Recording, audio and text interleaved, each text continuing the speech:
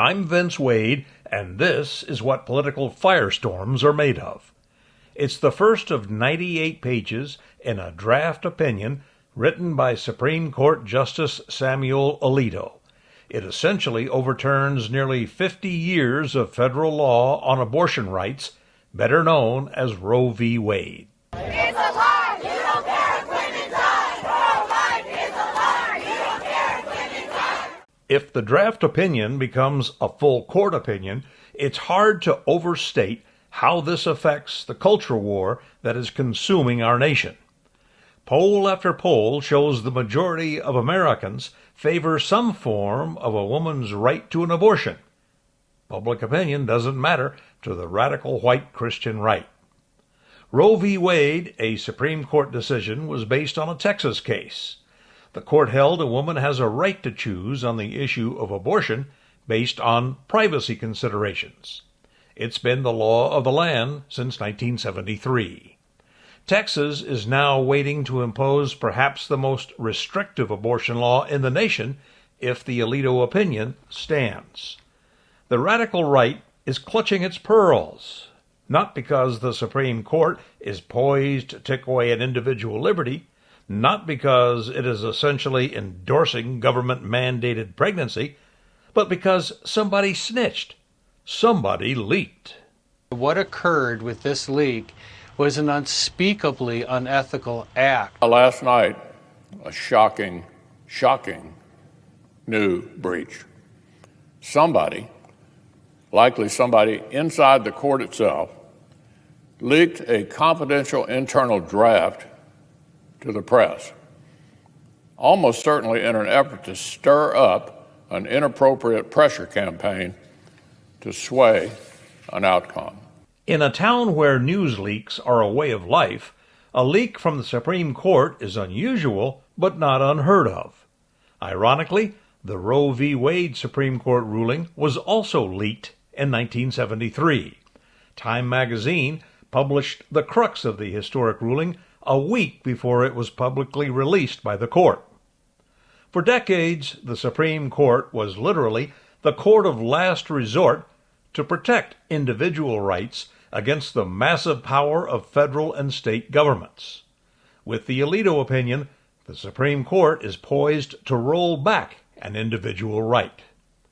Alito, regarded as a zealous right-wing political hack by his critics, is fond of looking backward. Alito's draft opinion reaches back to the laws of the Middle Ages to justify abolishing the right to choose. He cites Sir Matthew Hale, the chief judge of British courts in the 1600s. One of Hale's claims to fame is he ordered the executions of 2 women in 1662 for witchcraft. Hale's reasoning was witchcraft must exist because there were laws against it back then. Alito is a hardcore conservative. You know, the ones who yammer about getting the government off the backs of the people. Yet he is proposing in a legal ruling that it be left to each state's politicians to decide what a woman can or cannot do with her own body. Some are calling it government-coerced pregnancy. It concerns me a great deal that we're going to, after 50 years, decide a woman does not have a right to choose. Meanwhile, at the citadel of citizen rights rollbacks, Justice Alito made a feeble attempt to reassure America that other personal freedoms aren't under attack. But at the Supreme Court, precedent is precedent until it is not. While Roe v. Wade is rooted in what we used to think of as the right to privacy, the Alito opinion opens the door for eliminating other contraception methods. Emily Berman, associate professor of law at the University of Houston, said, "It's hard to not think that Roe is just the first in a line of dominoes." Another female law professor, Kimberly Whaley of the University of Baltimore, concluded, "From a legal perspective, if Roe falls, it's hard to see what else will still stand." Here's what she means. Miscarriages could be classified as a criminal act. A woman would have to prove she didn't have an abortion. Far-fetched, you say? More on that in a moment. Alito's opinion opens the door for same-sex marriages to be criminalized. Along those same lines, interracial marriage could be outlawed. It used to be a crime in the Civil War era, the good old days of white Christian supremacy. The fanatics of the radical religious right could even make it a crime to use birth control.